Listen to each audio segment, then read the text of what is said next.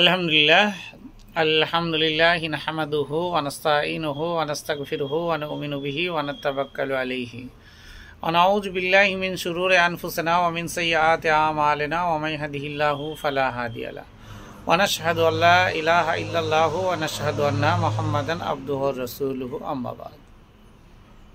আমি আপনাদের সামনে ধারাবাহিকভাবে কিছু না কিছু বলি, কোনো সময় ইসলামিক বিষয় নিয়ে বেশি কথা বলে থাকি।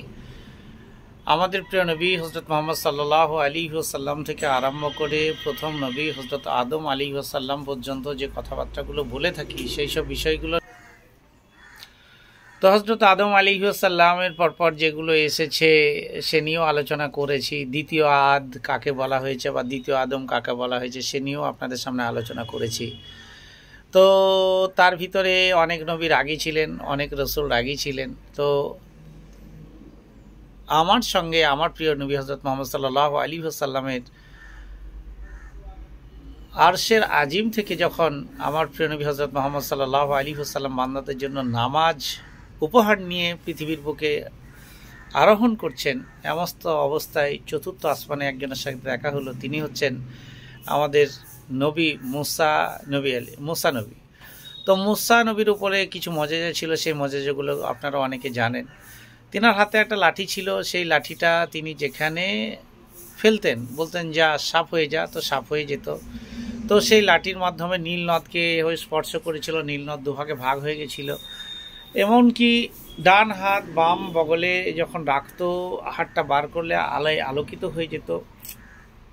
তো মুসা নবী সাল্লাল্লাহু আলাইহি মুসা নবী আল্লাহর সাথে দেখা করতে চেয়েছিলেন, তো আল্লাহ বললো যে মুসা তুই ভুল করছিস, আমার সাথে দেখা করতে পারবি না, কারণ আমি দেখা দিলে পৃথিবীর সব কিছু ছারখার হয়ে যেতে পারে। এরকম একটা কথা যখন বললো, তখন মুসা বললো যে ঠিক, আমি আপনার সঙ্গে দেখা করতে চাই, আপনি দেখা করবেন কি না বলুন।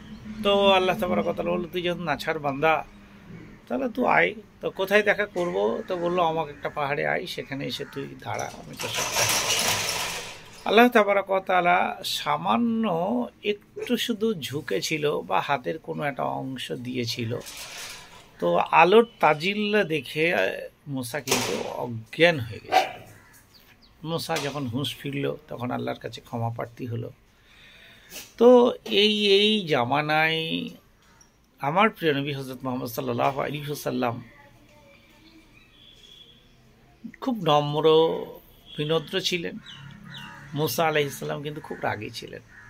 মুসা আলাইহিস সালামকে যখন যিনি আমাদের জিবরাইল জান কবুজ করবেন,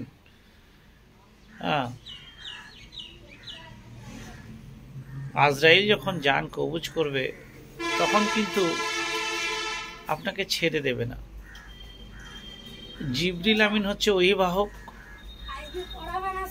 হ্যাঁ, তো হঠাৎ মুসার জীবন নেবে, মানে ইহকাল থেকে পরলোকে চলে যেতে হবে, এমন তো অবস্থায় আজরাইল এসে সালাম দিল।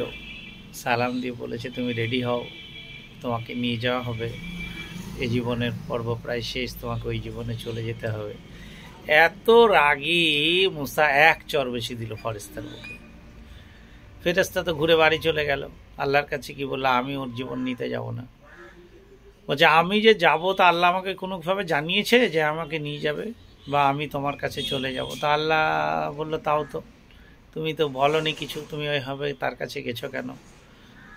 এরকম ব্যাপারের জন্য যতটা রাগী ছিল, তারপরে রাগ কন্ট্রোল করে আবার সেই আজরাইলের মাধ্যমেই তাকে জান কবুজ করে নিয়ে আল্লাহর বান্দা, আল্লাহর নবী আল্লাহর কাছেই কি জমা হলো।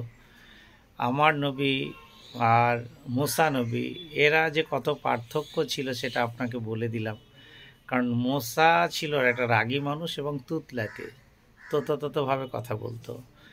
আর আমার প্রিয় নবীর মুখের ভাষাও যত সুন্দর ছিল, তেনার জ্ঞানও তত বেশি ছিল। কিন্তু মুসার জ্ঞানও যে কম ছিল সেটা আপনি কিভাবে বলবেন? আপনাকে নামাজের জন্য 50 ওয়াক্ত আমার নবীর উপরে ফরজ করে পাঠাচ্ছে, তখন তিনি হেসে বলছেন হে শেষ নবী, তুমি বুঝতে পারছো না 50 ওয়াক্ত সালাত তোমার এরা আদায় করতে পারবে, তুমি ফিরে যাও আল্লাহর কাছে। আল্লাহর কাছে ফিরে গেল, আল্লাহর কাছে গেল, আল্লাহ মৃদু হাসলো, হেসে জিজ্ঞেস করছে কি ব্যাপার, বলছে আমার উম্মতেরা এত বড় দায়িত্ব পালন করতে পারবে না। তো তখন বলল ঠিক আছে, যেহেতু পালন করতে পারবে না তাহলে দেখছি, 5 কমিয়ে দিল।